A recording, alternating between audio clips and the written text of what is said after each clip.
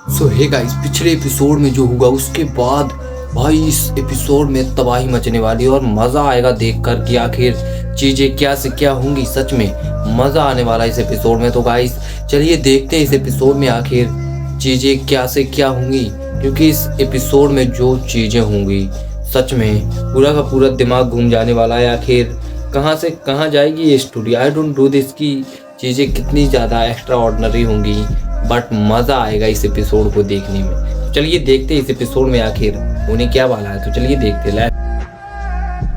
जब अहान को पता चलता है कि कोई ग्रैंड मास्टर उसे जान से मारने के लिए ढूंढ रहा है क्योंकि उसने उनके बच्चों को मारा है, तब वो हैरान हो जाता है। मैनेजर अहान से अंडरग्राउंड होने को कहता है। अहान सोचता है कि वो ग्रैंड मास्टर को सच बता दे, पर मैनेजर कहता है कि उसका भी कोई फायदा नहीं होने वाला। फाइनली अहान नीतू के घर आता है और उसे वहां पर विनीत मिलता है। कुछ दिनों में ही सुधीर अहान को ढूंढते हुए नीतू के घर भी पहुंच जाता है। जब अहान और विनीत ने देखा कि वो फिगर कुछ ही मिनट में उनके पास आने वाला है, तब विनीत ने कहा, तुम्हें मेरी कोई मदद चाहिए? अहान बहुत परेशान तो था, पर उसे उम्मीद नहीं थी कि विनीत इतनी बड़ी बात बोल देगा। वो अच्छे से जानता था कि वो दोनों मिलकर भी सुधीर को दबा नहीं पाएंगे। अहान ने बिना सोचे ही कहा, नहीं, मैं पूरी कोशिश करूंगा कि हम दोनों को और इस घर को कुछ ना हो, पर तुम अंदर ही छिपे रहना। विनीत ने ज्यादा सवाल नहीं किया और चुपचाप घर के अंदर चला गया। अहान वहीं खड़ा रहा। सुधीर फाइनली उसके सामने पहुंच गया। अहान को वहां खड़ा देखकर उसने रूखी आवाज में कहा, तुम अहान रायज़ादा हो? अहान ने अपने इमोशंस छुपाए और कहा, हाँ, नहीं अहान रायज़ादा, मैं जानता हूं कि आप मुझे मारना चाहते हैं, पर मैंने आपके बच्चों को नहीं मारा है, मुझे कोई फंसा रहा है। सुधीर ने सीरियस टोन में कहा, आई अंडरस्टैंड। ये सुनकर अहान हैरान हो गया। उसे नहीं लगा था कि वो ये बात सुधीर को समझाएगा और वो इतनी आसानी से समझ जाएगा। उसे कुछ समझ नहीं आ रहा था। तुम ये बताओ कि तुम फाइट करने के लिए तैयार हो? सुधीर ने पूछा। अहान तुरंत समझ गया था कि वो लोग आगे इन्वेस्टिगेट तो करेंगे, पर उनका अहान से कोई लेना देना नहीं था। वो उससे फाइट तो जरूर करेंगे। अहान को ऐसा लग रहा था जैसे उसका मरना तय है। उसने सुधीर को ऊपर से नीचे तक देखा। उसने मन में सोचा कि इस वक्त उसे सुधीर से लड़ने के बारे में नहीं, बल्कि वहां से भागने के बारे में सोचना चाहिए। उससे लड़कर तो वो अपनी जान नहीं बचा सकता है, पर शायद भागकर वो अपनी जान बचा सकता है। अहान ने सोचा कि वो रिवर्स ट्रांसफॉर्मेशन यूज करेगा। नीतू ने उसे ये टेक्निक यूज करने के लिए मना किया था, पर उसके पास कोई और ऑप्शन नहीं था। उसने अपनी बॉडी में QI सर्कुलेट करना शुरू किया। उसकी बॉडी हीट होना शुरू हो गई और आंखें बिल्कुल लाल हो गई थी। वो इस स्टेट में बस 30 मिनट के लिए रह सकता था। अगर इन 30 मिनट में उसने खुद को बचा लिया तब तो ठीक है, वरना फिर उसे मरना ही होगा। उसने भागने के अलावा कुछ नहीं सोचा। उसके दिमाग में एक बार भी ये ख्याल नहीं आया था कि वो सुधीर को हरा सकता है। वो आगे और सुधीर पीछे भाग रहा था। दोनों हवा को चीरते हुए जंगल में भाग रहे थे। पत्ते इधर उधर गिर रहे थे। टहनियों के ऊपर से दोनों भागते जा रहे थे, यहाँ तक कि वो दोनों जानवरों से भी नहीं डर रहे थे। वो उन्हें भी घायल करते हुए आगे बढ़ रहे थे। आज उन दोनों को कोई नहीं रोक सकता था। उन दोनों के पीछे एक इंसान और भाग रहा था। जब उसे सही मौका मिला तो उसने अपनी तलवार उन दोनों की तरफ फेंकी, पर इससे दोनों में से किसी की भी स्पीड कम नहीं हुई थी, बल्कि सुधीर ने उस तलवार को हवा में ही झटक कर वापस उसे अपने ओनर के पास भेज दिया था। अगर अहान पीछे मुड़कर ये देखता तो उसे समझ आ जाता कि ये करने वाला और कोई नहीं बल्कि विनीत ही था। सुधीर ने बिना पीछे मुड़े गुस्से में कहा, तुम भी मेरे हाथों से मरना चाहते हो क्या? विनीत अहान को अब तब से फॉलो कर रहा था जब से उसने अपनी जान बचाने के लिए भागना शुरू किया था।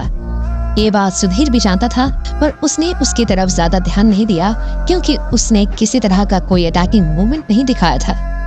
पर अब जब उसने अपनी तलवार फेंकी थी तो सुधीर भी उसे इग्नोर नहीं कर सकता था। उसकी बात सुनकर विनीत ने कहा, मैं और अहान दोस्त हैं। अब अगर कोई उस पर अटैक करेगा तो मेरा अटैक करना भी बनता है ना। और अटैक करने के बाद मुझे समझ आ रहा है कि आपकी ग्रैंड मास्टर रेपुटेशन सच में बहुत ज्यादा है। तो फिर मेरे पीछे क्यों भाग रहे हो? मैं यहाँ सिर्फ इस नालायक की जान लेने आया हूँ। अगर तुम अपनी जान बचाना चाहते हो तो चुप रहो और अटैक करने के बारे में मत सोचो, सुधीर ने कहा। ये सुन विनीत ने कुछ नहीं कहा। अब वो समझ गया था कि आहान ने उसे घर में रहने के लिए क्यों कहा था। सुधीर और विनीत के बीच में दूरी ज्यादा नहीं थी, पर अब भागते भागते विनीत थकने लगा था, इसलिए वो पीछे होता रहा। आहान ने उन दोनों की कॉन्वर्सेशन पर कोई ध्यान नहीं दिया। उसके दिमाग में अभी कुछ और चल रहा था। उसकी बॉडी की लिमिट 30 मिनट थी और उसे एहसास हो रहा था कि वो एग्जॉस्ट होने वाली थी। पर सुधीर अभी भी उसके पीछे था और गिव अप करने के मूड में नहीं था। आहान को समझ नहीं आ रहा था कि वो क्या करेगा। क्या सच में आज वो ग्रैंड मास्टर के हाथों से मरने वाला है? वो बहुत घबरा रहा था। उसे कुछ समझ नहीं आ रहा था और वो बस भागते जा रहा था। लेकिन भागने की भी कोई सीमा नहीं थी। इतना बड़ा पहाड़ और जंगल था, वो कब तक भाग सकता था? अचानक से सीधा भागते भागते उसने रूट चेंज कर लिया। वो इतने दिनों से यहाँ रह रहा था, इसलिए उसे वहाँ का चप्पा चप्पा मालूम था। आहान जानता था कि वहाँ पर एक लेक है जिसके नीचे एक गुफा बनी हुई है। आहान ने सोचा कि अगर वो उस गुफा में घुस जाएगा तो शायद कुछ दिनों के लिए बच सकता है। लेक ज्यादा दूर नहीं था और कुछ कदम भागते ही लेक आहान की नजरों के सामने था।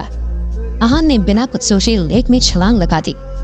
उसके लिए सुधीर के वहां आने से पहले गुफा में छिपना बहुत जरूरी था। यही एक तरीका था जिससे वो अपनी जान बचा सकता था। आहान के पानी में कूदते ही शांत पानी में हलचल मच गई। जब सुधीर वहां पहुंचा तो उसने थोड़ा हेसिटेट किया। उसने सोचा कि आहान को पानी में नहीं कूदना चाहिए था, क्योंकि ये करने से वो कुछ देर ही बच सकता था। आखिर पानी में उसे सांस लेने में दिक्कत होगी तो उसे ऊपर आना ही पड़ेगा। पर जब 90 सेकंड बीत गए और आहान ऊपर नहीं आया तो सुधीर को लगा कि कुछ गड़बड़ है। अब तो विनीत भी सुधीर के पास आ गया था, पर आहान अब तक पानी से नहीं निकला था। उसने विनीत से पूछा, कहाँ गया वो? वो समझ गया था कि आहान नीचे छुप गया है और उसे किसी जगह के बारे में पता है, इसलिए वो ऊपर नहीं आया है। उसे लगा शायद विनीत को पता होगा, पर उसे इस बारे में कुछ नहीं पता था। कहाँ गया वो? सुधीर ने फिर इरिटेट होते हुए पूछा। मुझे नहीं पता, विनीत ने कहा। ऐसा कैसे हो सकता है, तुम्हें नहीं पता? तुम तो यहाँ उसके साथ रह रहे थे ना? सुधीर ने कहा। यह आहान की बहुत अनएक्सपेक्टेड डिस्कवरी थी।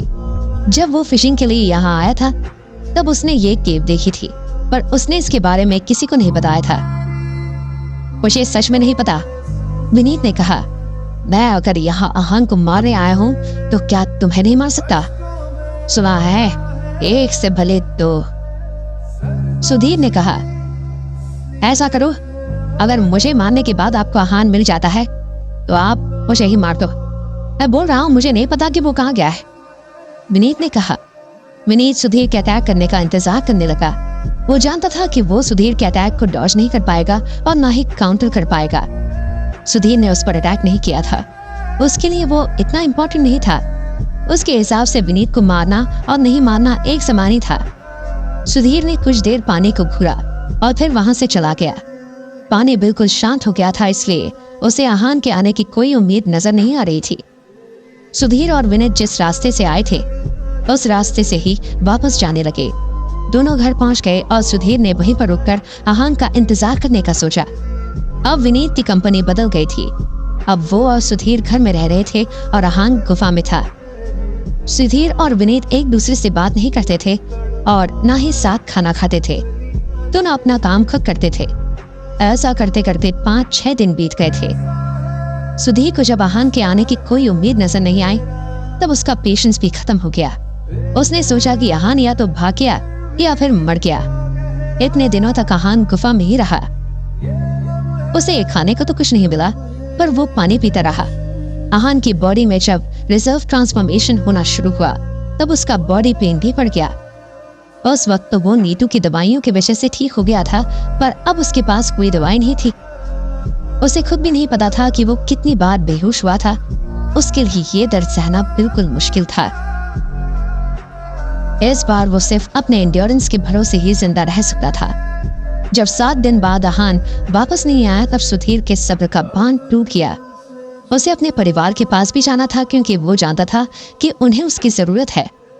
उसने विनीत को गुस्से में कहा, और सहान रायजादा को कह देना कि वो इस दुनिया में कुछ ही दिनों का मेहमान है। वो जब भी आएगा मैं उसे जान से मार दूंगा। सुधीर जानता था कि आहान कहीं छुपा हुआ है और एक ना एक दिन वो बाहर जरूर आएगा। उसे आहान के बाहर आने का बेसब्री से इंतजार था। विनीत ने सुधीर से प्रॉमिस किया कि वो उनका ये मैसेज आहान तक जरूर पहुंचा देगा अगर वो वापस आया तो। इसके बाद सुधीर वहां से चला गया। अब घर में विनीत अकेला था। इतने वक्त तक वो नीतू के आने का इंतजार कर रहा था, पर अब वो आहान के आने का भी इंतजार कर रहा था। उसे आहान के आने की उम्मीद बहुत कम थी। लेक से आहान कहाँ गया था ये वो भी नहीं जानता था। उसने इसके बारे में ज्यादा नहीं सोचा। वो अपनी सिंपल लाइफ जीने लगा।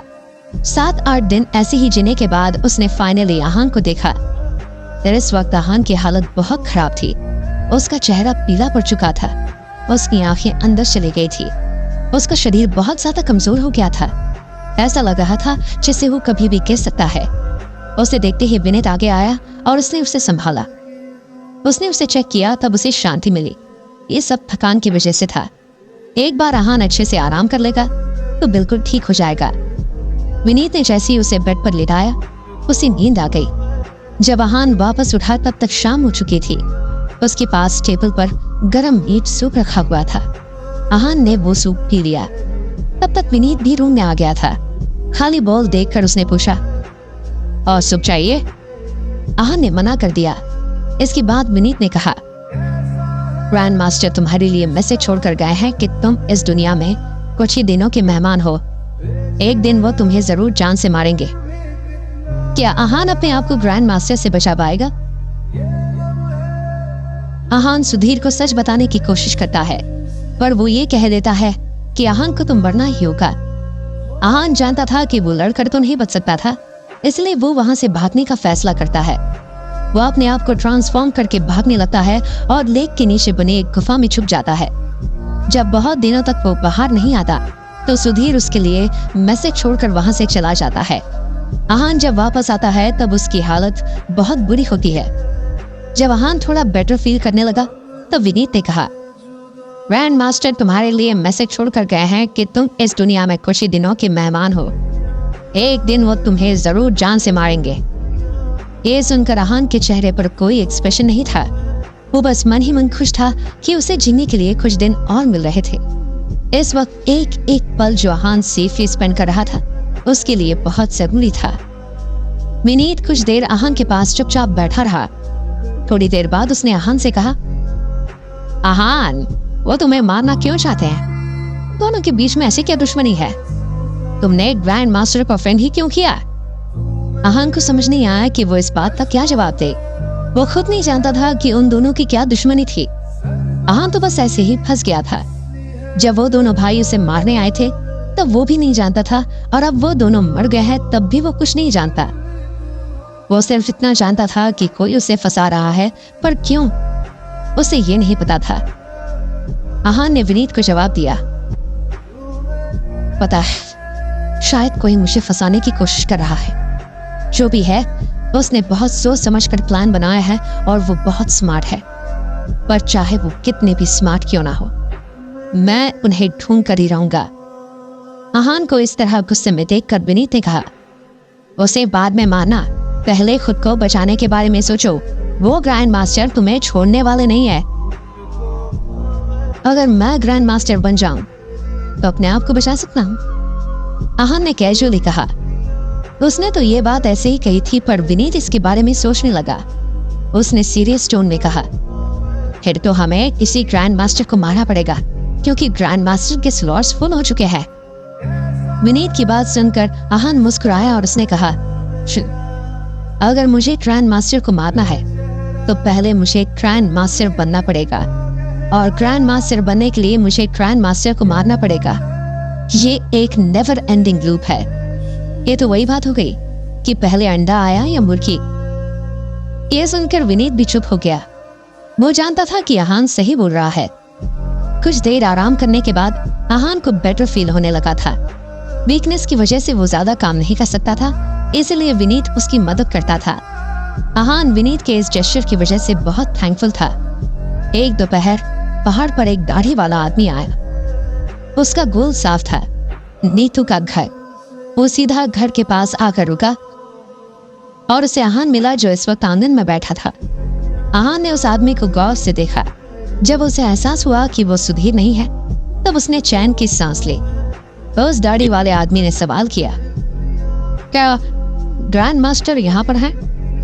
आहान समझ गया था कि वो आदमी नीतू को ढूंढते हुए वहां आया था, पर नीतू वहां नहीं थी, इसलिए उसने कहा, नहीं, आप गलत जगह पर आए हो। उस आदमी को विश्वास नहीं हुआ, इसलिए उसने फिर से पूछा, और मैंने सुना है कि एक फीमेल ग्रैंड मास्टर यहाँ पर रहती है, आपको कैसे नहीं पता? आहान ने उस आदमी को इग्नोर कर दिया। वो वहां पर सिर्फ नीतू से मिलने नहीं आया था, पर उसे नीतू से कुछ काम था। आहान का ऐसा बर्ताव देखकर वो आदमी मायूस हो गया और चुप रहा। तभी वहां विनीत आया और उसने कहा, हाँ, एक ग्रैंड मास्टर रहती थी, पर वो बहुत वक्त से यहाँ नहीं है। विनीत ने उस आदमी का सवाल सुन लिया था, इसलिए उसने जवाब दे दिया। उस आदमी ने विनीत को बहुत ग्रेटफुली देखा और कहा, अच्छा, तो वो कब तक आएंगी? विनीत को नहीं पता था कि वो इस सवाल का जवाब कैसे दे। वो खुद इतने दिनों से नीतू का इंतजार कर रहा था। उसने गर्दन हिलाते हुए कहा, पता नहीं। जब उस आदमी को कोई खबर नहीं मिली तो वो मायूस होकर वहां से चला गया। कुछ मिनट इंतजार करने के बाद आहान ने विनीत से कहा, नीतू कब आएगी कोई नहीं जानता, तुम कब तक उनका इंतजार करोगे? विनीत ने कोई जवाब नहीं दिया और अपना काम करता रहा। आहान ने भी आगे कोई सवाल नहीं किया और अपने सामने रखे फल खाने लगा।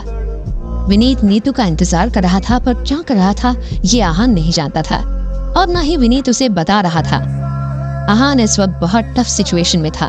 वो वापस मनाली नहीं जा सकता था, क्योंकि उसे डर था कि सुधीर उसे ढूंढ रहे होंगे, और वो यहाँ रहकर कल्टीवेट भी नहीं कर पा रहा था। वो जितनी डेस्परेटली अपनी स्ट्रेंथ बढ़ाना चाहता था, वो उतना ही डिले होता जा रहा था। 2 दिन बाद एक और फिगर आहान को आता हुआ नजर आया। उसने जब गौर से देखा, तब उसने देखा कि यह वही औरत थी जो उस दिन नीतू और उस बच्ची को ले गई थी। उन्हें वहां देखकर वो थोड़ा सा घबरा गया, पर वो बच्ची आहान को देखकर बहुत खुश थी। उसके चेहरे पर एक बहुत प्यारी सी स्माइल थी। अगर उस औरत ने उसका हाथ कसकर पकड़ा नहीं होता, तो वो भागकर आहान के पास आ जाती। जैसे ही उस औरत ने आहान को देखा, उसने रूखी आवाज में कहा, तुम यहाँ क्या कर रहे हो? मैंने तुमसे यहाँ से जाने के लिए कहा था ना। वो कुछ ऐसा हो गया। आहान को समझ नहीं आ रहा था कि वो उसे कैसे एक्सप्लेन करे, पर उस औरत ने ही आहान की बात बीच में काट दी और कहा, रहने दो, अच्छी बात है कि तुम यहाँ पर हो। ये बच्ची तुमसे मिलना चाहती थी, बात करो इससे। इतना कहने के बाद उसने उस बच्ची का हाथ छोड़ दिया। बच्ची भागते हुए आहान के पास आई और उसे पकड़कर खड़ी हो गई।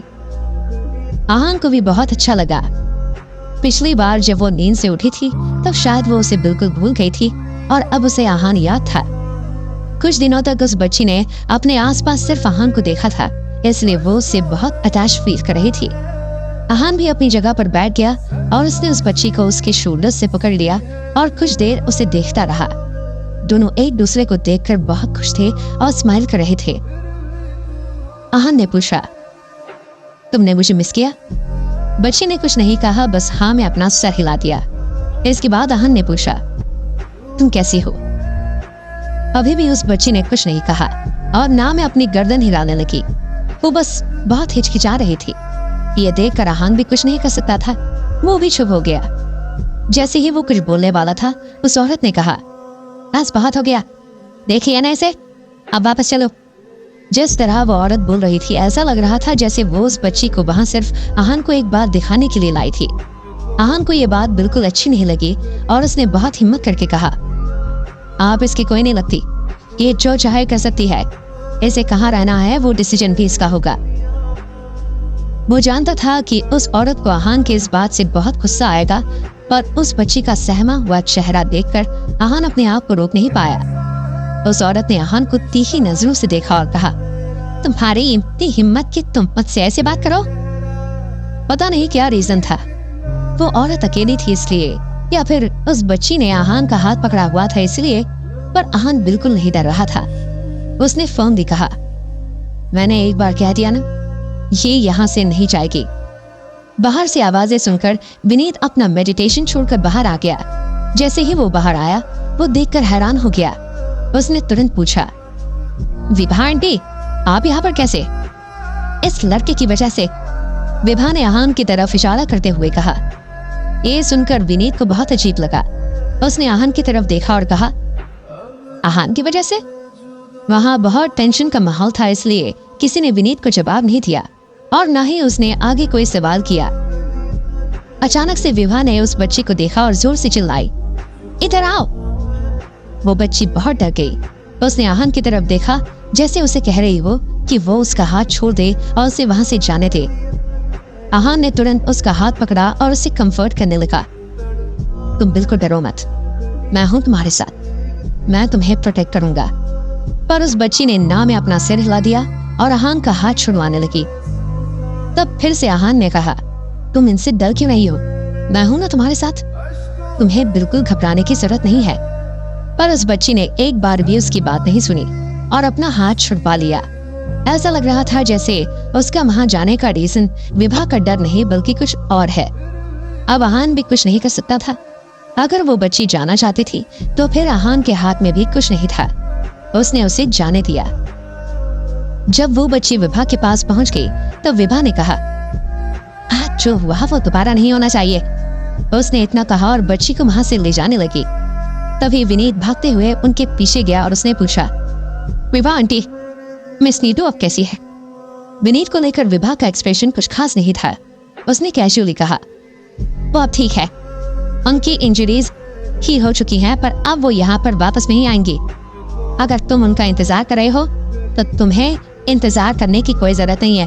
तुम यहाँ से जा सकते हो और अपने मास्टर को मेरा हेलो बोलना। इसके बाद वो दोनों वहां से चले गए। वो बच्ची काफी देर तक पीछे मुड़कर आहान को देखते रही। आहान भी हेल्पलेसली उसे देखता रहा। उनके जाने के बाद आहान ने विनीत से पूछा, नीतू तो अब यहाँ नहीं आएंगी? क्या तुम अब भी उनका इंतजार करोगे? पता नहीं, शायद अब जाने का वक्त आ गया। मैंने मेरे मास्टर से प्रॉमिस किया था कि मैं वापस उनके पास ही आऊंगा और इतने क्रूशियल टाइम में उन्हें अकेले नहीं छोड़ूंगा। विनीत ने कहा। यह बात सुनकर आहान पहले ही बहुत अकेला महसूस करने लगा था। दोनों बहुत वक्त से एक साथ थे, इसलिए आहान को उसके होने की आदत हो गई थी। विवाह के वहां से जाने के 3 दिन बाद विनीत भी चला गया। उसके पास ज्यादा सामान नहीं था। उसने अपनी तलवार अपने पीठ पर बांधी और आहान को ग्रीट करके वहां से चला गया। अब उस घर में आहान अकेला था। वो सोच रहा था कि उसे वापस मनाने जाना चाहिए या फिर कुछ दिन और रुक जाना चाहिए। उसे नहीं पता था कि बाहर दुनिया में क्या हो रहा था। सुधीर वहां से चला गया था या अभी वो आहान को ढूंढ रहा था। आहान इन सब बातों से बिल्कुल अनजान था। जब वो ये सब सोच रहा था तब उसे वहां पर एक आदमी का फिगर दिखाई दिया। फिगर दूर होने की वजह से वो उसे पहचान नहीं पा रहा था, पर वो इतना श्योर था कि उसने उन्हें पहले देखा था। क्या सुधीर आहान को वहां ढूंढते हुए फिर से आया है या फिर ये कोई और है? जब विनीत आहान से उसकी और सुधीर की दुश्मनी के बारे में पूछता है तब आहान खुद जवाब नहीं दे पाता, क्योंकि वो खुद नहीं जानता कि वो इस ट्रैप में कैसे फंस गया। आहान मजाक में कहता है कि उसे शायद ग्रैंड मास्टर बनना पड़ेगा, तब विनीत कहता है कि फिर तो उसे किसी ग्रैंड मास्टर को मारना होगा। एक आदमी उनसे नीतू के बारे में पूछता है। इसके बाद वो औरत और बच्ची आहान से मिलने आते हैं। उनके जाने के बाद विनीत भी वहां से चला जाता है। जब घर में आहान अकेला होता है तब एक और आदमी वहां पर आता है। आहान जब बहुत ध्यान से देखता है तब उसे नजर आता है कि वो आदमी वही दाढ़ी वाला आदमी है जो कुछ दिन पहले नीतू को ढूंढते हुए आया था। इस बार आहान ने उसे अच्छे से ट्रीट किया और घर में बुलाया। उसने उसे पानी दिया और उससे बाहर की दुनिया के बारे में सवाल किया। आहान ने पूछा, आप स्काई हिल स्कूल के ग्रैंड मास्टर के बारे में जानते हैं? उसने पानी पिया और कहा,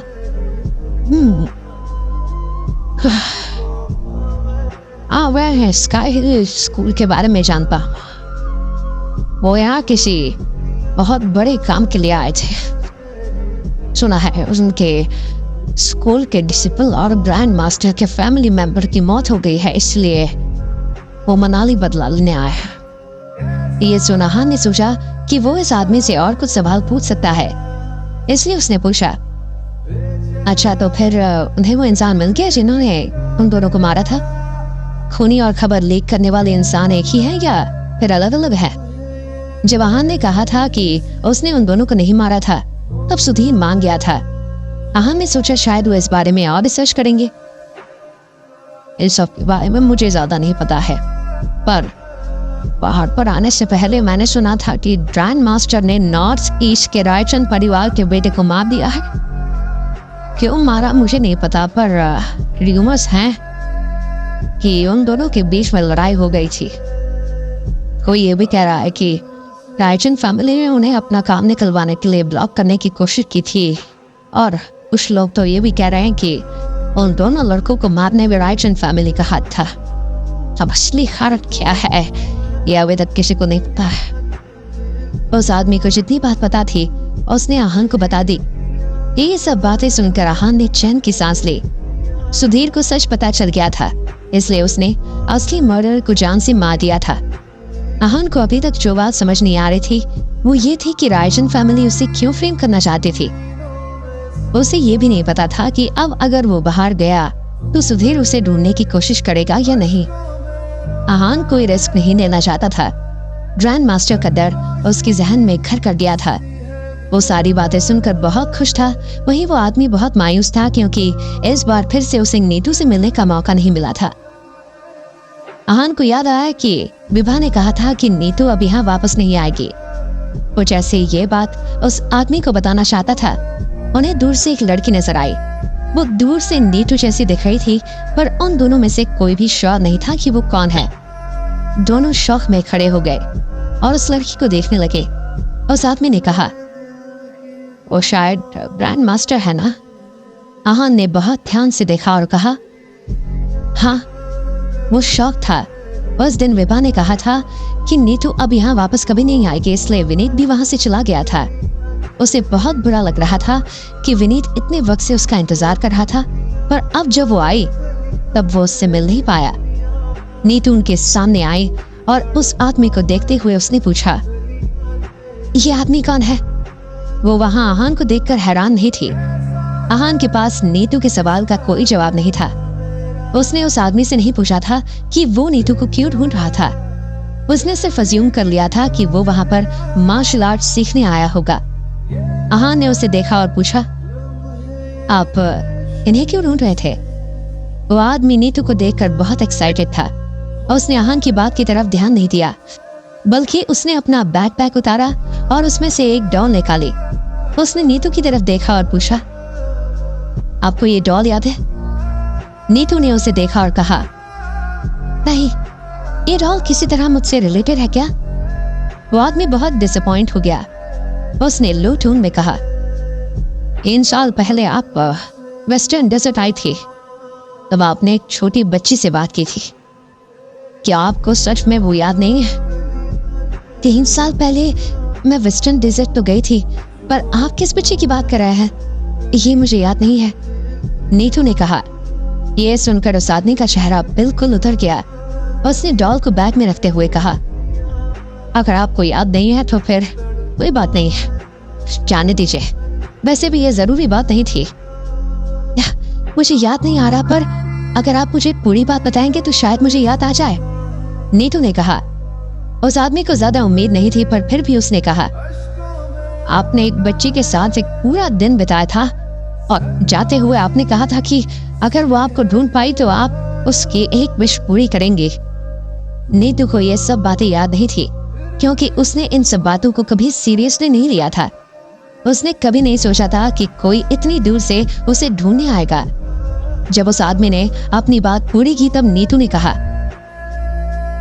आपने मुझे ढूंढ लिया है तो आप क्या चाहते हैं? मैं आपकी कैसे मदद कर सकती हूँ? वो आदमी बहुत हिचकिचा रहा था। उसे समझ नहीं आ रहा था कि वो नीतू से कैसे मदद मांगे।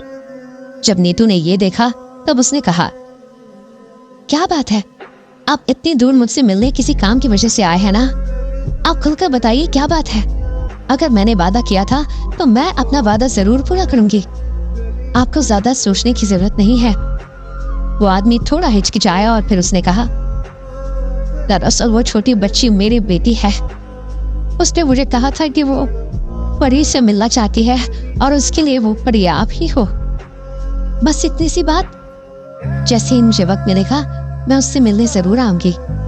नीतू उस लड़की से मिलने के लिए तुरंत मान गई, पर जब उसने उस आदमी की तरफ देखा तब उसने रियलाइज किया कि वो कुछ और भी कहना चाहता है। नीतू को ये बात बहुत अजीब लगी। वो उसकी रिक्वेस्ट एक बार में मान गई थी, पर फिर भी वो कुछ और मनवाना चाहता था। उसने कहा, क्या हुआ, आपको कुछ और भी चाहिए? उस आदमी ने एम्बैरेस होते हुए कहा, आई एम सॉरी, पर क्या आप मेरे साथ अभी चल सकती हैं? ये बात सुनकर नीतू ने क्यूरियसली पूछा, क्यों, इतनी जल्दी क्या है? उस आदमी ने अपना सर नीचे किया और कहा, एक्चुअली उसके पास ज्यादा वक्त नहीं है। मैं जब पिछली बार यहाँ आया था तब आप ही थी। इस बार भी मुझे उम्मीद नहीं थी कि आप मुझे मिलेंगी, फिर भी मैं अपनी बेटी के लिए यहाँ आ गया। ज्यादा वक्त नहीं है का मतलब साफ था कि उस बच्ची की जिंदगी के ज्यादा दिन नहीं बचे थे। नीतू बिल्कुल चुप हो गई। उसे उम्मीद नहीं थी कि उनके सामने एक ऐसी कहानी आ जाएगी। उसने सोचा कि जब उसने वादा किया ही था तो फिर उसे अभी पूरा करे या कुछ दिनों बाद, इससे कोई फर्क नहीं पड़ता है। वो उस आदमी के साथ चलने के लिए मांग गई। आहान भी अकेला था और अभी भी उसे सुधीर की सिचुएशन के बारे में नहीं पता था, इसलिए उसने भी उनके साथ जाने का फैसला किया। इस तरह उसे कुछ दिन और सुधीर से बचने के लिए मिल जाएंगे और उसे इस घर में अकेले भी नहीं रहना पड़ेगा। ट्रेन बहुत स्पीड से चल रही थी और बहुत लाउड आवाज कर रही थी। आहान अपनी सीट पर बैठा था और विंडो के बाहर देख रहा था। उसका मन इस वक्त बहुत खुश हो गया था। उसने कभी नहीं सोचा था कि वो उस पहाड़ से नीचे उतरकर इतनी जल्दी बाहर की दुनिया में आ पाएगा। उसके पास बैठे दो आदमी आपस में बात कर रहे थे। एक आदमी बहुत ज्यादा बोल रहा था और दूसरा वाला चुपचाप उसकी बातें सुन रहा था। आहान और नीतू दोनों ही उन दोनों की बातों से इरिटेट हो रहे थे। जब उन्होंने आहान से बात करने की कोशिश की तब आहान ने उन दोनों को इग्नोर कर दिया। जब उन्होंने नीतू को देखा तब एक आदमी ने कहा, Hey gorgeous, can we connect on social media? जब नीतू ने उसे कोई भाव नहीं दिया तब उसने कहा, मैं बहुत अमीर हूँ, अगर तुम मुझसे दोस्ती करोगी और मुझे सोशल मीडिया पर ऐड करोगी तो मैं तुम्हें मनाली में एक घर गिफ्ट करूंगा। नीतू का एक्सप्रेशन देखकर आहान ने कहा, तुम्हें दिखाई नहीं दे रहा है कि वो तुमसे बात करने में इंटरेस्टेड नहीं है? उनमें से एक आदमी ने कहा, तुम बीच में बोलने वाले कौन होते हो? अपनी औकात में रहो और हमें बात करने दो। आहान को इस बात पर गुस्सा नहीं आया, बल्कि उसने स्माइल किया और कहा, मैं तो बस इतना ही कह रहा हूँ कि एक छोटा घर इतनी खूबसूरत लड़की के लिए सही नहीं है। तुम्हें कुछ बड़ा ऑफर करना चाहिए, जैसे। आहान ने कुछ सोचा, फिर अपने हाथ पर बंदी घड़ी देखते हुए कहा, जैसे ये घड़ी? इस घड़ी से मैं मनाली के सबसे पॉश एरिया में एक बड़ा विला खरीद सकता हूँ। क्या मजाक कर रहे हो? इस घड़ी से कोई घर कैसे ले सकता है? एक आदमी ने कहा, तुम खुद देख लो इस घड़ी की कीमत क्या है। आहान ने कहा, तुम इतनी बकवास कैसे कह सकते हो? फेंकने की भी कोई हद होती है। उस आदमी ने कहा। आहान ने इस वक्त नीतू की तरफ देखा। उसके चेहरे के जैसे एक्सप्रेशन थे, उसे लग रहा था कि अगर वो चुप नहीं हुए तो वो सबको ट्रेन से बाहर फेंक देगी। आहान चुप हो गया। जब उसने अपना हाथ अपने सर पर रखा तब उन दोनों में से एक आदमी ने घड़ी को क्लोजली देखा और आहान से कहा, सॉरी, हमें तुम्हें पहचानने में गलती हो गई। मैं इस घड़ी की कीमत समझता हूँ, सॉरी। आगे से ध्यान रखना, इस दुनिया में बहुत अमीर लोग हैं। आहान ने कहा, मैं ध्यान रखूंगा। उन दोनों आदमियों ने कहा। वो आदमी उस लग्जरी घड़ी को पहचान गया था और आहान से आगे पंगा नहीं लेना चाहता था। आहान ने अभी कुछ नहीं कहा और फिर से विंडो से बाहर देखने लगा। नीतू भी आंखें बंद करके सो गई। जब ट्रेन उनके स्टेशन पर रुकी तब वो लोग उतर गए। जब तक वो सिटी में थे तब तक तो आहान को कुछ अजीब नहीं लगा, पर जैसे ही वो डेजर्ट में पहुंचे आहान को बहुत अजीब लगने लगा। दूर दूर तक रेत के अलावा और कुछ नहीं था। वो लोग कार्ट में बैठे थे जब आहान ने उस दाढ़ी वाले आदमी से पूछा, ये पूरी जगह ऐसी है क्या? नहीं, सारी जगह ऐसी नहीं है।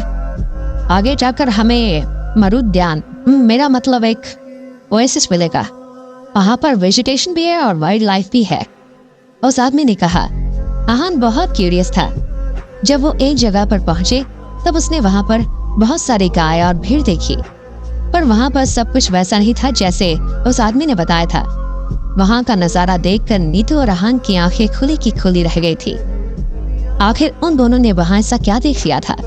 आहान उस आदमी से फिर से मिलता है। जो कुछ दिन पहले नीतू को ढूंढते हुए आया था। वो उसे घर में वेलकम करता है और उससे बाहर की दुनिया के बारे में पूछता है। जब उसे पता चलता है कि रियल विक्टिम को सुधीर ने मार दिया है, तब वो खुश हो जाता है। इतने में नीतू भी वहां आ जाती है। जब वो आदमी नीतू से मिलने की वजह बताता है, तब नीतू और अहान उसके साथ वेस्टर्न डेजर्ट चले जाते हैं। वहां का सीन देखकर अहान और नीतू हैरान हो जाते हैं। दोनों बहुत ज्यादा सफोकेटेड फील करते हैं। अहान जमीन पर गिरा होता है और उसे सांस लेने में दिक्कत हो रही होती है। वहां नीतू भी उसके पास ही होती है। अहान ने कभी नहीं सोचा था कि इतना सिंपल और सच्चा दिखने वाला इंसान उनके साथ ऐसा धोखा करेगा। उसने उस आदमी से कहा, तुमने ऐसा क्यों किया? उस आदमी ने रोते हुए कहा, सॉरी, मेरे पास कोई और ऑप्शन नहीं था। उन्होंने मेरे बेटे को किडनैप कर लिया है। अगर मैं ये देख करता तो वो उसे मार देते। ये बात सुनकर नीतू और अहान को समझ नहीं आया कि वो कैसे रिएक्ट करे। वो बस अपने आसपास खड़े लोगों को देख रहे थे। उनमें से एक आदमी जिसने एक हैट पहनी हुई थी, उसने कहा, इसे तो कुछ तुम बोल भी नहीं सकते। मेरी नजर में तुम लोग बेवकूफ हो जो इसकी बातों में आ गए। इतना बोलकर वो हंसने लगा। इसके बाद उन लोगों ने अहान और नीतू को बांधकर एक पिंजरे में बैठा दिया। दोनों में ही रेजिस्ट करने की हिम्मत नहीं थी। एक बहुत ही अनकंफर्टेबल राइड के बाद वो दोनों ऑयल फैक्ट्री में पहुंचे। कुछ लोग उस ऑयल फैक्ट्री के सामने खड़े थे और उसे गार्ड कर रहे थे। जब उन्होंने उस हैट वाले आदमी को देखा तो उनमें से एक इंसान आगे आया और उसने कहा,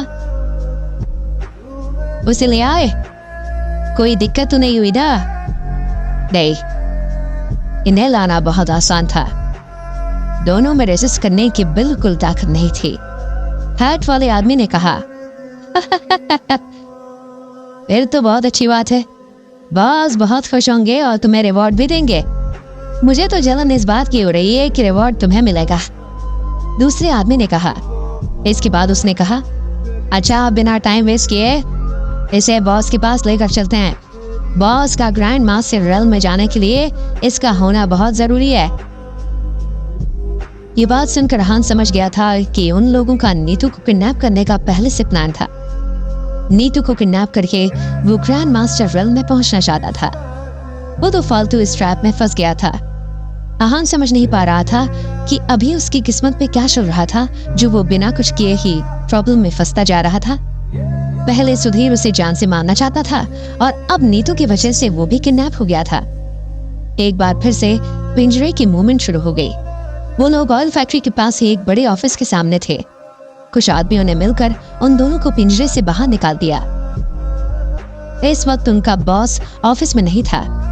एक आदमी गया और उनके बॉस को बुलाकर ले आया। इस वक्त अहान और नीतू ने उस आदमी को देखा जिसकी वजह से वो किडनैप हुए थे।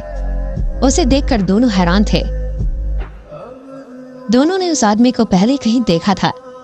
जब उन्होंने गौर से देखा तो उन्हें याद आया कि ये आदमी कोई और नहीं बल्कि अमर था। अमर वही इंसान था जो अहान को सनराइज दिखाने ले गया था और उसने वहां पर नीतू पर अटैक किया था। अहान ने मन में सोचा,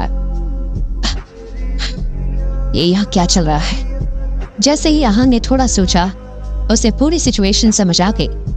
जब अमर ने नीतू पर अटैक किया था तब उसे लगा था कि नीतू मर चुकी है और वो आसानी से ग्रैंड मास्टर रेल में एंटर कर सकता है। पर जब वो ग्रैंड मास्टर रेल में एंटर नहीं कर पाया तब उसे एहसास हुआ कि शायद नीतू अभी तक जिंदा है। और ऐसा ही था, नीतू जिंदा थी। वो दाढ़ी वाला आदमी एक सेटअप था। उन्हें पता था कि 3 साल पहले नीतू वेस्टर्न डेजर्ट आई थी, इसलिए उन्होंने उस हिसाब से सारा प्लान बनाया।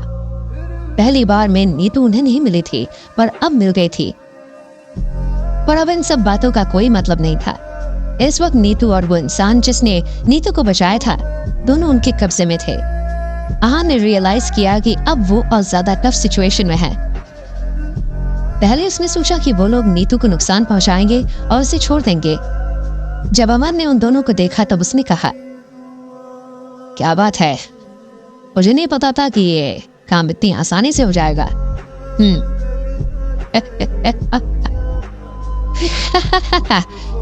वो बहुत खुश था और जोर जोर से हंस रहा था।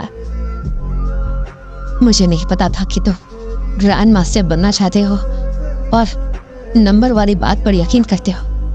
आहान ने फेंक के कहा। आहान की आवाज सुनकर उसने आहान की तरफ देखा और कहा, अच्छा तो तुम भी आ हो। लास्ट टाइम तुम्हारे वजह से मेरे प्लान पर पानी फिर गया था। मुझे नहीं पता था कि आज तुम खुद चलकर मेरे पास आओगे। अब तुम्हें भी उस दिन के लिए सजा तो जरूर मिलेगी। आपको ग्रैंड मास्टर बनने पर फोकस करना चाहिए। अगर आप ग्रैंड मास्टर बनने के लायक हो तो फिर आपको कोई नहीं रोक सकता। नंबर्स पर इतना भरोसा करना ठीक नहीं है, आहान ने कहा। आहान को नहीं पता था कि वो उस पर विश्वास करेगा, इसलिए वो बस कोशिश कर सकता था कि किसी तरह अमर अपना मन बदल ले और उन दोनों को छोड़ दे। अमर उसकी बात पर हंसने लगा। उसने कहा,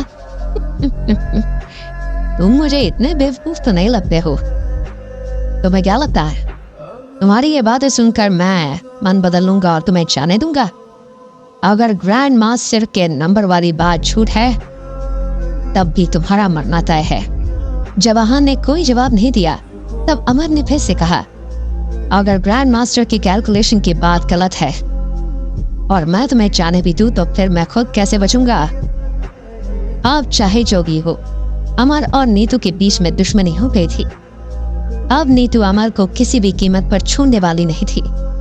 एक बार वो अमर के हाथ से निकलने का रास्ता ढूंढ ले, फिर वो अमर को जान से मार कर रहेगी। अब तुम लोग चिंता मत करो, अभी तुम्हारे मरने में टाइम है, अमर ने कहा। ये बात सुनकर दोनों अमर की तरफ देखने लगे। उन्हें समझ नहीं आ रहा था कि वो क्या करने वाला था। अमर नीतू के पास आया और उसका फेस सहलाते हुए उसने कहा, तुम इतनी खूबसूरत हो, तुम्हें मार्शल आर्ट सीखने की क्या जरूरत थी? नीतू इस वक्त उसे बहुत गुस्से में देख रही थी। ये देखकर अमर ने कहा, ऐसे मत देखो मुझे। जब लड़कियां मुझे ऐसे देखती है तो मुझे उन्हें और बुली करने का मन करता है।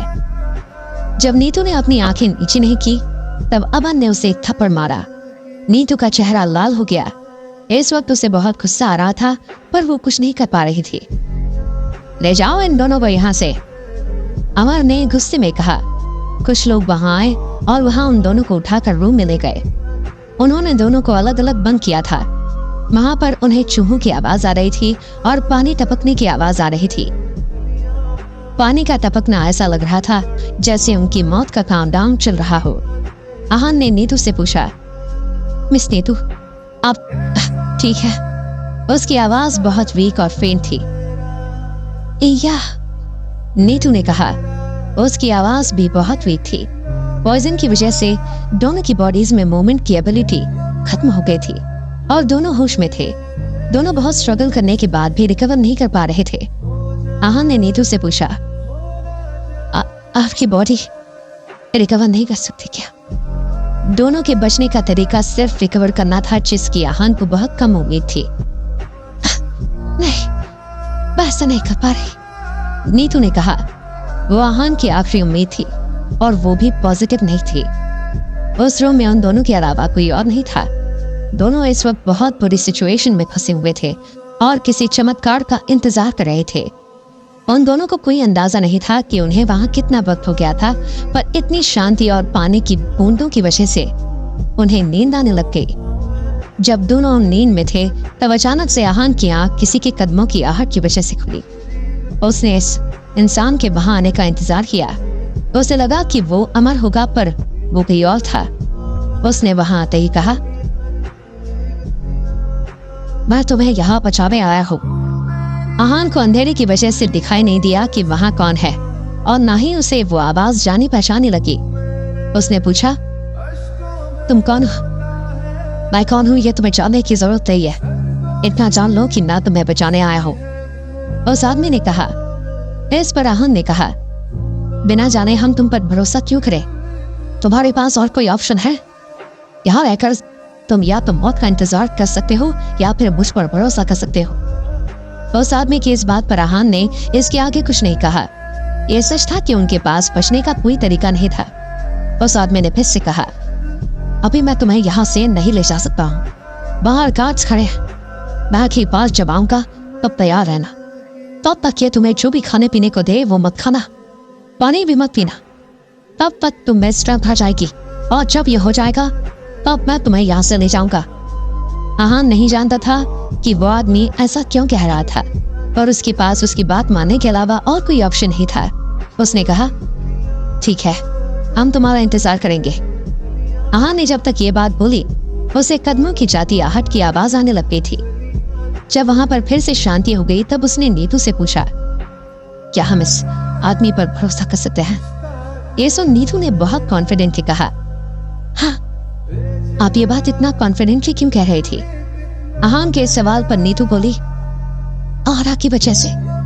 ये आरा मुझे बहुत जाना पहचाना लग रहा है। मैं नहीं जानती कि ये आदमी कौन है, पर मैं इससे पहले जरूर मिली हूँ। नीतू ग्रैंड मास्टर थी, इसलिए उसके इंस्टिंक्ट्स पर डाउट करने की आहान में हिम्मत नहीं थी। भले ही वो दोनों किडनैप थे, पर नीतू फिर भी उससे बेहतर थी। उस मिस्टीरियस आदमी ने जब उन दोनों से कहा था कि वो वहां का पानी भी ना पिए, इसलिए जब लोग उनके लिए खाना लेकर आए तब वो दोनों मना करने लगे, पर फिर भी कुछ लोगों ने उन्हें पकड़कर जबरदस्ती खाना खिला दिया। उस खाने की वजह से पॉइजन उनकी बॉडी में जा रहा था और वो दोनों वीक होते जा रहे थे। दोनों की बॉडी रिकवर नहीं कर पा रही थी। ऐसे में अगर वो आदमी वापस भी आ गया तब भी वो दोनों को बचा नहीं पाएगा। 2-3 दिन बाद वो आदमी फिर से वहां पर आया। इन दिनों अमन ने भी उनकी तरफ ज्यादा ध्यान नहीं दिया था और शायद भूल गया था कि उसे उन दोनों को मारना है। आहान और नीतू बुरी तरह से फंसे हुए थे। वो बस किसी तरह बचकर निकलना चाहते थे ताकि वो अमन से बदला लेने वापस आ सके। अब वो मिस्टीरियस आदमी ही उनकी सारी उम्मीद थी। क्या वो आदमी सच में उन दोनों की जान बचाने आएगा? अमर आहान और नीतू को किडनैप कर लेता है क्योंकि वो ग्रैंड मास्टर रेल में एंटर करना चाहता है और बिना नीतू को मारे ऐसा करना मुश्किल है।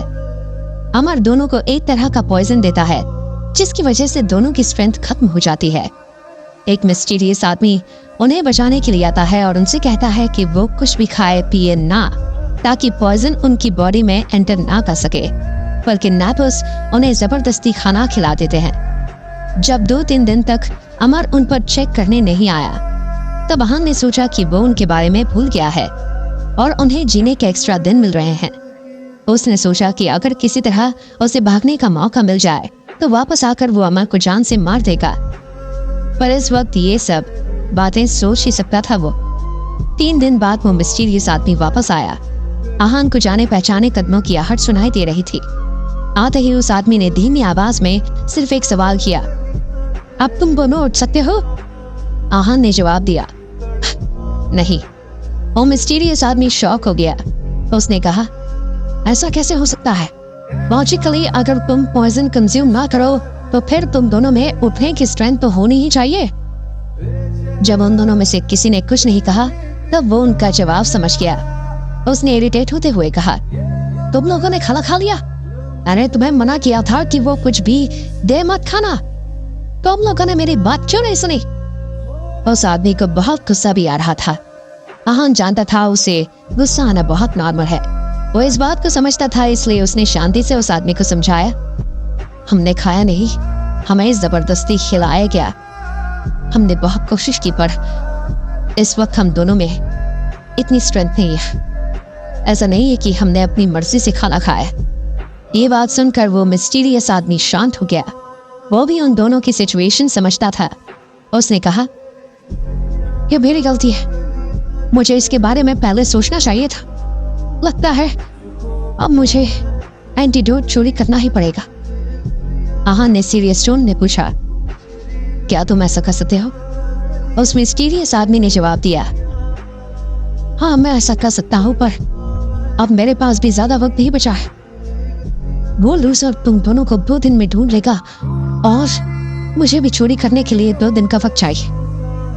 आहान ने जब ये बात सुनी तो वो भी थोड़ा मायूस हो गया। उसे उस आदमी की आवाज में मजबूरी सुनाई दे रही थी। वो उनकी मदद करना चाहता था, पर ये सब इस वक्त बहुत मुश्किल लग रहा था। अमर के आगे कोई भी कुछ भी करने के काबिल नहीं था। रहने दो, तुम वापस मत आना, नीतू ने कहा। पर मिस्टीरियस आदमी ने कहा, मैं फिर से कोशिश करूंगा और वापस जरूर आऊंगा। नहीं, ये तुम्हारे लिए भी डेंजरस है। मैं बहुत शुक्रगुजार हूँ कि तुम हमारी मदद करना चाहते हो, पर ये अब तुम्हारे यह हमारे हाथ में नहीं है। नीतू ने कहा और इसके बाद रुक गई। एक पॉज के बाद उसने फिर से कहा, वैसे मुझे लगता है कि मैं तुम्हें जानती हूँ, क्या हम पहले मिल चुके हैं? बहुत देर तक वहां किसी ने कुछ नहीं कहा। आहान को ऐसा लग रहा था जैसे वहां पर कोई नहीं है, पर उसने कदमों की आहट नहीं सुनी थी, इसलिए वो जानता था कि वो मिस्टीरियस आदमी वहीं पर है। कुछ देर के साइलेंस के बाद उस आदमी ने कहा, हम पहले मिले हैं पर तुम्हें याद नहीं हूं मैं। इतना कहने के बाद वो वहां से जाने लगा। उसने अपना मन बना लिया था, इसलिए उसने फिर से कहा, मैं तुम्हें बचाने फिर जरूर आऊंगा। धीरे धीरे कदमों की आवाज फिर होने लग गई। नीतू को बिल्कुल समझ नहीं आ रहा था कि वो मिस्टीरियस आदमी कौन था। वो उसका ऑरा भी पहचानती थी, इसलिए उसने आहान से कहा, मैं इसे जानती हूँ, अगर मैं इसका चेहरा देख लूं तो मुझे याद आ जाएगा। आहान ने कुछ नहीं कहा। वो इस वक्त सोच रहा था कि जब तक वो आदमी उन्हें बचाने नहीं आ जाता, तब तक उनके सिर पर मौत की तलवार लटक रही थी। वो जानता था कि ये मैटर इतनी आसानी से रिजॉल्व नहीं होने वाला था। जब अमर को वापस नीतू और आहान याद आए, तब तक वो आदमी वापस नहीं आया था। शायद वो एंटीडोट चुरा नहीं पाया था। बिना एंटीडोट के उन्हें नहीं बचा सकता था वो। जब अमर उनके पास आया, तब किसी ने आहान को उठाया और नीतू से थोड़ा दूर लाकर बैठा दिया। उसके सामने अमर एक चेयर पर बैठा था। अमर ने आहान को घुरते हुए देखा और कहा, मैंने बहुत सोचा, उस दिन तुमने जो कहा था शायद वो सच था। नीतू को मारने के बाद भी अगर मैं ग्रैंड मास्टर नहीं बन पाया तो ये मेरे लिए बहुत शर्म की बात होगी। एक बार ये मर गई तो इसके लोग मुझे ढूंढने की कोशिश जरूर करेंगे, और अगर मैं ग्रैंड मास्टर नहीं बन पाया तो वो मुझे आसानी से मार देंगे। मैं ऐसी मौत नहीं चाहता हूँ, इसलिए मुझे कुछ ऐसा करना पड़ेगा जिससे मैं 2 दिन में ग्रैंड मास्टर बन जाऊं। अमर ने कहा और हंसने लगा। आहान उसकी बात बहुत क्यूरियसली सुन रहा था। वो नहीं जानता था कि ऐसा क्या हुआ जिसकी वजह से अमर ने अपना मन बदल लिया। जब अमर हंस रहा था तब आहान ने नोटिस किया कि उसके पास एक अजीब सा दिखने वाला आदमी खड़ा है। वो आदमी बहुत पतला सा था और उसने बहुत ढीले और शाबी कपड़े पहने हुए थे। जब आहान उस आदमी को देख रहा था, तब वो आदमी भी आहान को ही देख रहा था, पर उसने बिना टाइम वेस्ट किए नीतू की तरफ देखा। वो नीतू में ज्यादा इंटरेस्टेड था। उस आदमी ने नीतू की तरफ देखते हुए अमर से कहा, अगर मैं इस लड़की के खून में से कुछ एक्सट्रैक्ट कर पाया तो फिर हमारी स्ट्रेंथ इंप्रूव हो सकती है। आहान ने जैसे ही ये बात सुनी, उसे बहुत अजीब फील होने लगा और उसे बहुत गुस्सा आया। उसने कभी नहीं सोचा था कि कोई सिर्फ स्ट्रेंथ बढ़ाने के लिए अपनी इंसानियत खो सकता है। अब उसे समझ आ गया था कि अमर ऐसी बात क्यों कर रहा है। उसने गुस्से में कहा, तुम इतनी घटिया सोच कैसे रख सकते हो? तुम्हारा दिमाग खराब हो गया है क्या? अमर ने उसकी तरफ कोई ध्यान नहीं दिया। उसने ब्लंटली कहा, इसमें गलत क्या है? ये वैसे भी मरने वाली है, तो अगर मैंने थोड़ा खून निकाल लिया तो क्या हो जाएगा? इससे ना उसे नुकसान होगा और ना ही मुझे। इसके बाद उसने कहा, वैसे अभी तो हम सिर्फ इस लड़की के बारे में सोच रहे हैं, पर तुम्हारा क्या करना है ये सोचना बाकी है। इस वक्त नीतू की वजह से आहान अपने बारे में भूल चुका था। वो भूल गया था कि शुरू से अब तक वो भी तो किडनैप था। आहान ने कहा, तो क्या तुम मेरा भी खून निकालोगे? ये बात सुनकर वो पतला वाला आदमी हंसने लगा और उसने कहा, तुम अपने बारे में ज्यादा ही हाईली नहीं सोच रहे हो? ये बात सुनकर आहान को बहुत अजीब लगा। उसने कभी नहीं सोचा था कि कोई कन्वर्टिंग फोर्स के मार्शल आर्टिस्ट का ऐसा मजाक उड़ाएगा। उस आदमी ने अपनी बात कंटिन्यू की, हम भले ही स्ट्रेंथ बढ़ाने के लिए ब्लड का इस्तेमाल कर रहे हैं, पर ब्लड भी हमें हाई क्वालिटी का चाहिए। हम जब उसे मेडिकल लिक्विड में कन्वर्ट करेंगे तब वो हमारी स्ट्रेंथ बढ़ाने में काम आएगी। ऐसा नहीं है कि ग्रैंड मास्टर रेल्म में एंटर करना इतना मुश्किल है।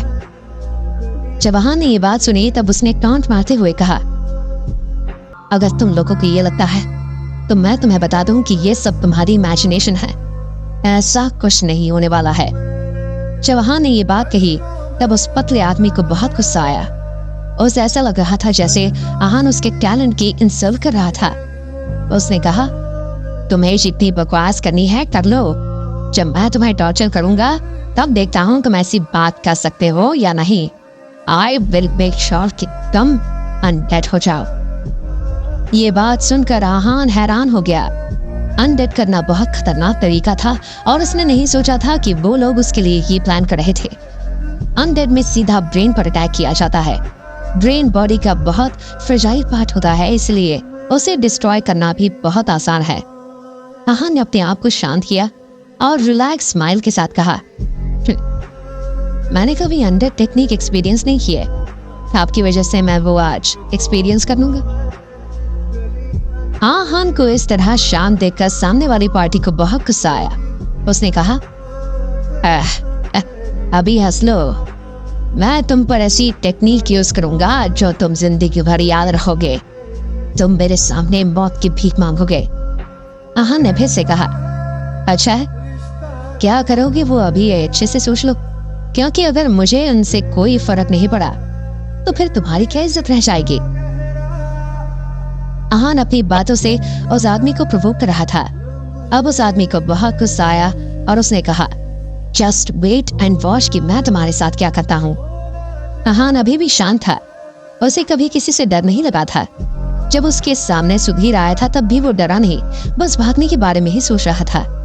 अभी भी आहान घबरा सकता था या परेशान हो सकता था, पर डर नहीं सकता था। इसके आगे दोनों ने आपस में कोई बात नहीं की। अमर इस कॉन्वर्सेशन से बहुत सेटिस्फाइड था, क्योंकि अब आहान ने उसके आदमी को भी ऑफेंड कर दिया था। अब चाहे अमर उसे कुछ कर पाए या ना कर पाए, उसका आदमी आहान को छोड़ेगा नहीं।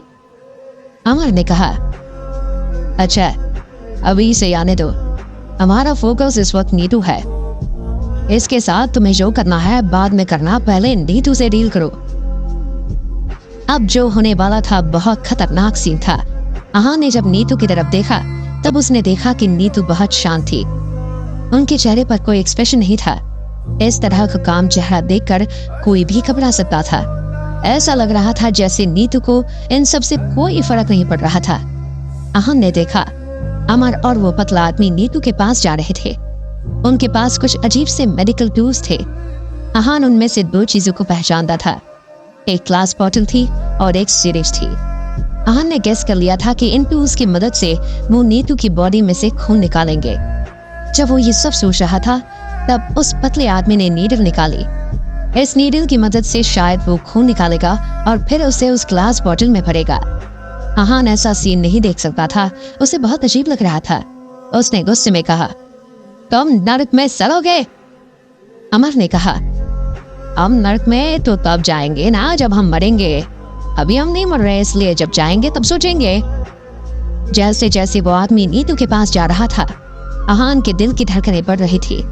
वो ज्यादा देर इस सीन को नहीं देख सकता था। उसने अपना मुंह फेर लिया और आंखें बंद कर ली। ये शायद पहली बार था जब आहान डर रहा था। वो चाहकर भी नीतू की मदद नहीं कर पा रहा था। आहान जितना डरा हुआ था, नीतू उतनी ही शांत थी। उसे देखकर ऐसा लग रहा था जैसे ये सब उसके साथ नहीं बल्कि किसी और के साथ हो रहा है। क्या ये ग्रैंड मास्टर नीतू का आखिरी दिन था? क्या ये दोनों अपने आप को बचा पाएंगे? तो यार प्लीज सब्सक्राइब कर दो, क्योंकि जब तुम सब्सक्राइब नहीं करते तब मुझे लगता है कोई बंदा मेरे से बिछड़ जाता है। क्या कभी अंबर से सूर्य बिछड़ता है, क्या कभी बिन बाती दीपक जलता है। और आज हम मीम करते हैं 200 लाइक के लिए। दे दो यार 200 लाइक, प्लीज दे दो, कृपा होगी बड़ी तुम्हारी। और नीचे कमेंट करो, जैसे ही तुम कमेंट करते हो ना मेरे अंदर बाहुबली वाली फीलिंग आती है। और मिलता हूँ मैं तुम लोगों को अगले वीडियो में, तब तक के लिए बाय।